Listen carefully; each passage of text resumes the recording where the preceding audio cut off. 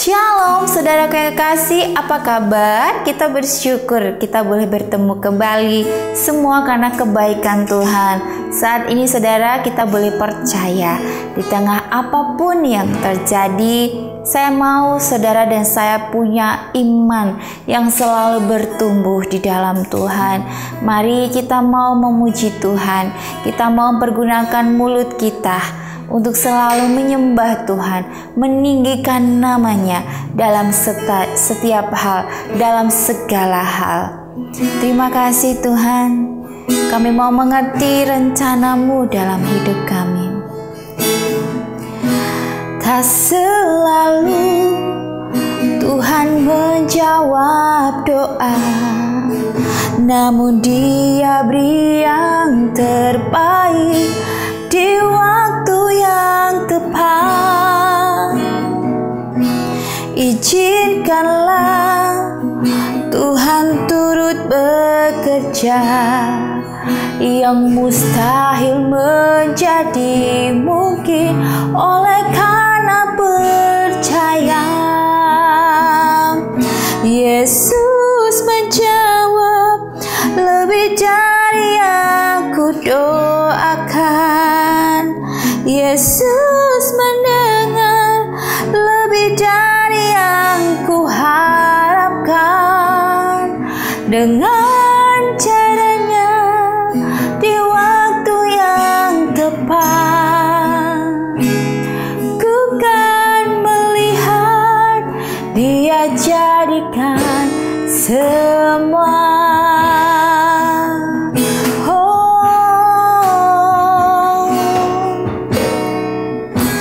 Tak selalu Tuhan menjawab doa, namun Dia beri yang terbaik di waktu yang tepat. Izinkanlah Tuhan turut bekerja, yang mustahil menjadi mungkin oleh karena percaya. Amin. Yesus mendengar lebih dari yang ku doakan. Yesus menjawab lebih dari yang ku harapkan. Dengan caranya di waktu yang tepat. Amin. Ku kan melihat Dia jadikan semua. Yesus mendengar lebih dari yang ku doakan. Yesus menjawab lebih dari yang ku doakan. Dengan caranya di waktu yang tepat, ku kan melihat Dia jadikan semua. Yesus mendengar lebih dari yang ku doakan. Yesus menjawab lebih dari yang ku harapkan. Dengan caranya di waktu yang tepat, ku kan melihat Dia jadikan semua. Ku kan melihat Dia jadikan semua. Amin. Ku kan melihat Dia jadikan semua. Oh Tuhan, di waktu yang tepat. Amin. Kami mau percaya Tuhan, Engkau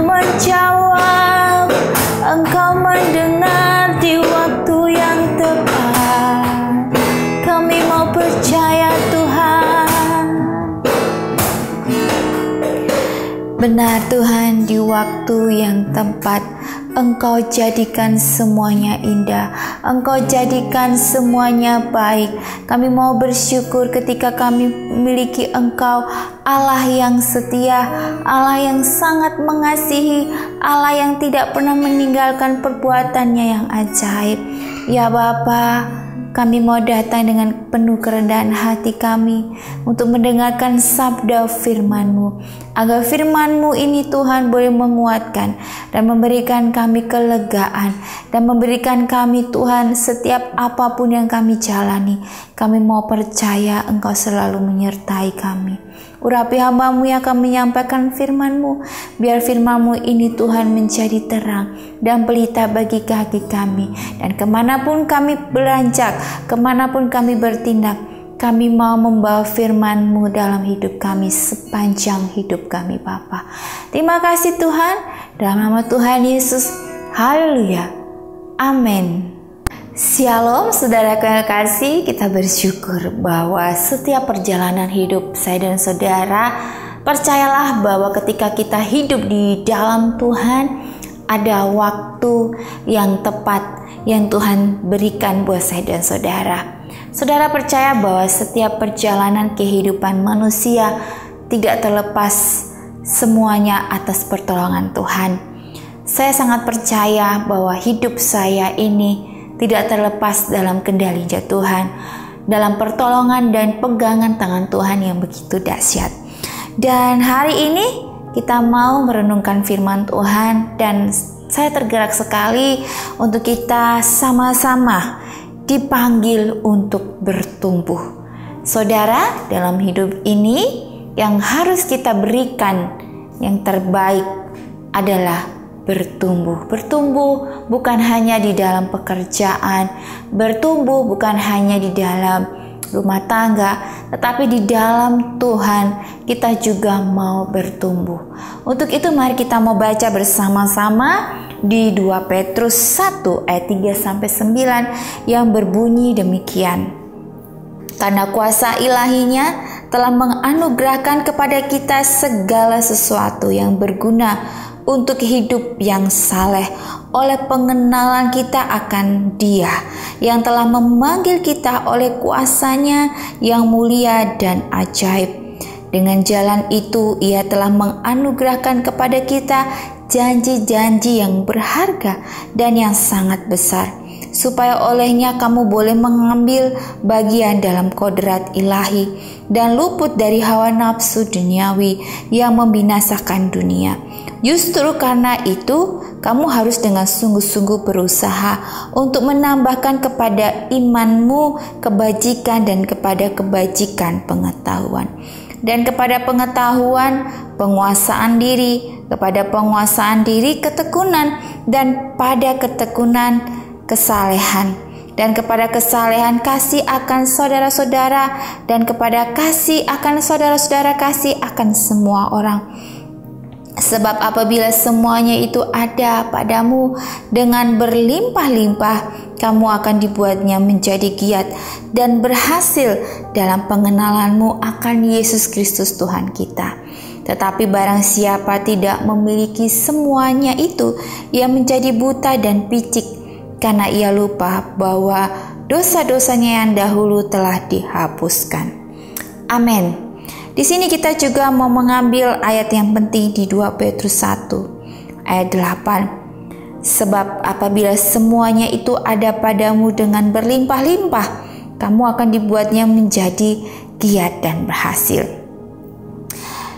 Di sini saya akan mengambil satu contoh, yaitu si sikuit adalah makhluk laut yang tidak lazimnya. Hewan ini ditemukan menempel pada batu dan kerang dan tampak seperti tabung plastik lunak yang melambai mengikuti arus. Ia mengambil nutrisi dari air yang mengalir dan menjalani kehidupan pasif yang jauh dari masa mudanya yang aktif. Si sikuit ini memulai kehidupan sebagai kecebong dengan sumsum tulang belakang yang primitif dan otak yang membantunya menemukan makanan dan menghindari bahaya. Sewaktu muda, makhluk itu menghabiskan hari-harinya menjelajah lautan. Tetapi sesuatu terjadi ketika ia mencapai usia dewasa, ya. Kecebong ini kemudian menetap di batu karang, berhenti menjelajah dan bertumbuh, dan yang mengerikan, ia mencerna otaknya sendiri. Tanpa daya, tanpa pemikiran, dan pasif mengalir mengikuti arus, ya. Bahkan di Rasul Petrus juga mendorong kita untuk tidak mengikuti, ya, nasib, ya, kecebong ini atau yang namanya si sikuit ini, ya. Karena kedewasaan rohani itu berarti kita menerima sifat ilahi, ya, seperti yang dikatakan 2 Petrus 1 ayat 4. Maka saya dan saudara, kita ini dipanggil untuk bertumbuh. Bertumbuh secara apa? Secara mental dalam pengenalan akan Yesus Kristus, ya. Secara rohani dalam sifat-sifat seperti firman Tuhan tadi berkata, kebajikan, ketekunan, dan penguasaan diri. Dan secara praktis dengan selalu mencari cara untuk semakin mengasihi, rela memberi tumpangan, dan giat melayani sesama sesuai dengan karunia kita. Karena pertumbuhan seperti itu, kata Petrus, akan memampukan kita menjadi giat dan berhasil. Saudara, di sini menjabarkan seorang yang bertumbuh. Ya, kalau orang yang bertumbuh, dia pasti akan menjadi orang yang berhasil. Ya, tetapi dengan cara apa kita bisa bertumbuh dan berhasil? Yaitu firman Tuhan sendiri, ya. Bahkan kalau hal-hal dunia pasti bilangnya ayo belajar dengan tekun, ayo lakukan ini dan itu. Kita lihat role model dari orang yang sukses, ya. Tetapi di sini role modelnya adalah, ya, firman Tuhan sendiri. Bagaimana saudara bisa bertumbuh? Yaitu dengan cara apa? Kita harus memiliki, ya, bertumbuh secara apa? Mental. Ya saudara, mental kita itu harus bertumbuh.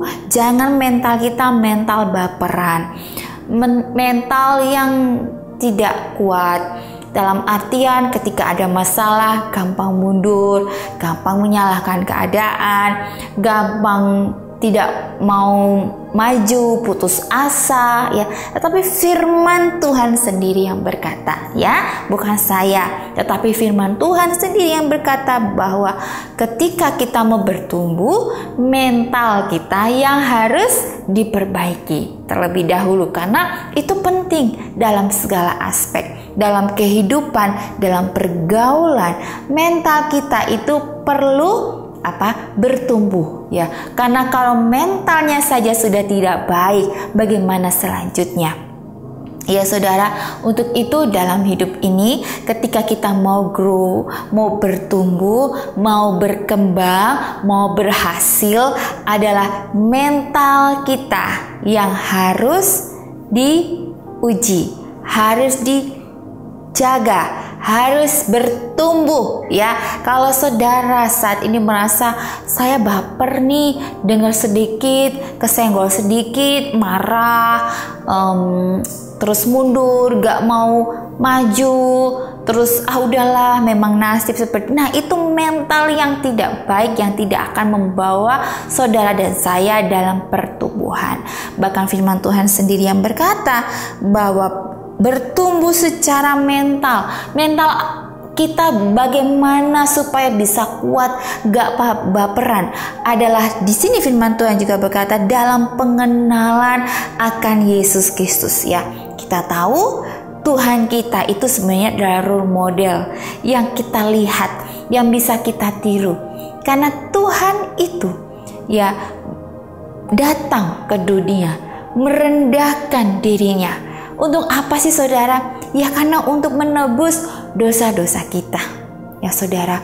Untuk itu ketika Tuhan rela datang ke dunia dengan satu tujuan, bahwa Dia ingin menyelamatkan umat-umatnya, ya, sampai Tuhan rela di kayu salib, Dia rela dihina.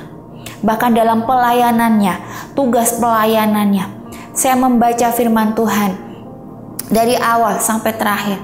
Saya tidak mendapati ketika pelayanan Tuhan dia mendapatkan satu hal yang indah, yang mudah, ya. Tetapi di mana Tuhan harus berjalan kaki, menempuh perjalanan yang panjang, di mana dia banyak yang menghina, memaki, bahkan juga banyak yang tidak percaya, ragu akan dia.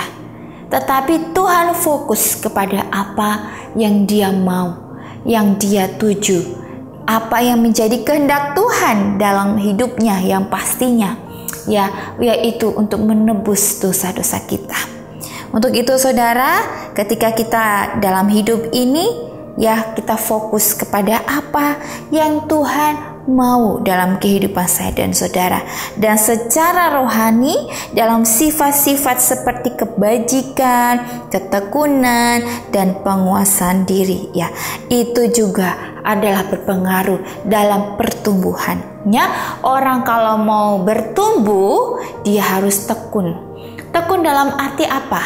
Ketika dia ini orangnya tidak punya kemampuan dalam hal bidang sesuatu akademis, mungkin kalau kita sedang belajar, anak-anakku yang lagi sekolah lagi belajar, mungkin merasa bahwa saya tidak pintar dalam belajar.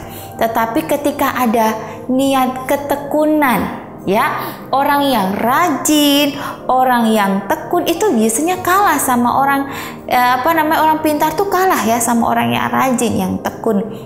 Justru orang yang rajin, yang tekun, yang konsisten, biasanya itu orang-orang itu mendekati pada kesuksesan. Kenapa sih harus tekun? Karena ketekunan itu sebenarnya membawa kita juga menjadi pribadi yang rendah hati.